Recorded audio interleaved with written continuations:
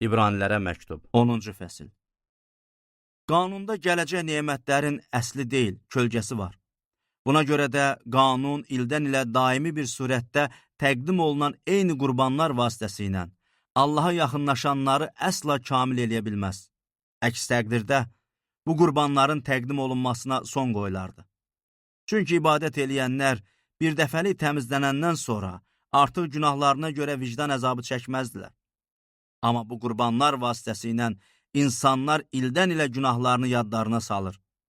Çünki buğaların və təkələrin qanı ilə günahları aradan qaldırmaq qeyri-mümkündür. Buna görə Məsih dünyaya gələndə deyir, qurban və təqdim istəmədin, amma mənə bir bədən hazırladın. Yandırma qurbanı, günah qurbanından xoşun gəlmədi. O zaman dedim, budur, gəlmişəm. Kitab tumarında mənim haqqımda yazılıb, ay Allah, sənin iradəni yerinə yetirim. Məsih əvvəl dedi, qurban, təqdim, yandırma qurbanı və günah qurbanı istəmədin. Bunlardan xoşun gəlmədi. Bunlar hamısı qanuna görə təqdim olunur. Sonra dedi, budur, gəlmişəm sənin iradəni yerinə yetirim. Yəni, Məsih ikinci əhdi qüvvəyə mindirmək üçün birincisini ləğv eləyir. Bu iradiyə əsasən biz İsa Məsihin bədəninin bir dəfəlik təqdim olunmasına görə təqdis olunduq. Hər bir kahin hər gün xidmətini icra eləyərək əsla günahları aradan qaldıra bilməyən eyni qurbanları dəfələrlə təqdim eləyir. Amma Məsih günahlar üçün yalnız bir qurban təqdim eləyəndən sonra əbədi olaraq Allahın sağında oturdu. O vaxtdan bəri o, düşmənlərinin onun ayaqları altına kətil kimi salınmasını gözləyir. Çünki o yalnız bir təqdim vasitəsilə təqdis olunmaqda olanları həmişəlik kamilləşdirdi. Müqəddəs ruh da bu haqda bizə şəhadət eləyir. Çünki əvvəl deyir, o günlərdən sonra onlarla bağlayacağım əhd belədir. Rəbb bəyan eləyir, qanunlarımı onların ürəyinə qoyub zehinlərinə yazacağam.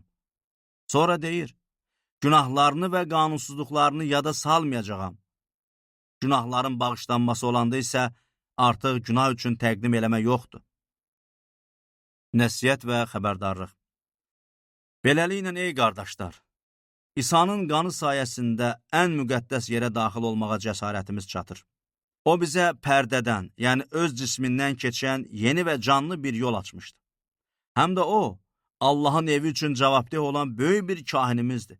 Ona görə ürəklərimiz pis vicdandan paklanmış, bədənlərimiz də təmiz su ilə yuyulmuş halda imanın tam etimadı ilə, səmimi qəlbinə Allaha yaxınlaşaq. Ümid verən əqidədə möhkəm tutaq. Çünki vəd verən Allah sadiqdir. Bir-birimizi məhəbbətə və xeyirxah əməllər eləmək üçün necə həvəsləndirmək haqqında fikirləşək. Bəzi adamların vərdiş elədiyi kimi birgə yığışmağımızı tərk eləməyək. Lakin qiyamət gününün yaxınlaşdığını gördükcə bir-birimizi daha çox ruhlandıraq. Həqiqəti dərk eləyib qəbul eləyəndən sonra qəsdən günah eləməkdə davam eləsək, artıq günah üçün qurban qalmır. Lakin mühakimənin və Allahın düşmənlərini yandırıb yaxan şiddətli alovun dəhşətlə gözlənməsi qalır. Musanın qanununu heç sayan adam 2 yaxud 3 şahidin sözü ilə rəhm edilmədən öldürülür. Əgər bir nəfər Allahın oğlunu tapdalayaraq təqdis edildiyi əhdin qanını adi bir şey sayıb Allahın lütfkar ruhunu təhqir eləyərsə, sizcə bundan nə qədər ağır cəzaya layiq sayılacaq? Çünki qisas mənimdir, əvəzini mən verəcəyəm və yenə də Rəbb öz xalqını mühakimə eləyəcək deyəni tanıyırıq. Var olan Allahın əlinə düşmək dəhşətdir. Siz əvvəlki günləri xatırlayın. O vaxt Allahın nuru üzərinizə saçandan sonra əzablı, böyük mübarizəyə tab gətirdiniz. Bəzən təhqir və əziyyətlərə uğrayıb tamaşaya qoyuldunuz. Bəzənsə eyni rəftara məruz qalanların dərdinə şərik oldunuz. Həm də siz məhbusların çəkdiyi əzablara şərik oldunuz. Özünüzün daha yaxşı və daimi malınız olduğunu bilərək əmlakınızın talan edilməsini sevinclə qəbul elədiniz. Buna görə cəsarətinizi itirməyin. Bu cəsarətə görə mükafatınız böyükdür. Çünki Allahın iradəsini yerinə yetirib vəd olunan şeyi almaq üçün sizin tab gətirməyə ehtiyacınız var. Çünki biraz müddətdən sonra gələn gələcək, gecikməyəcək. Amma mənim salih adamım imanla yaşayacaq. Əgər geri çəkilsə, mən ondan razı qalmayacağam.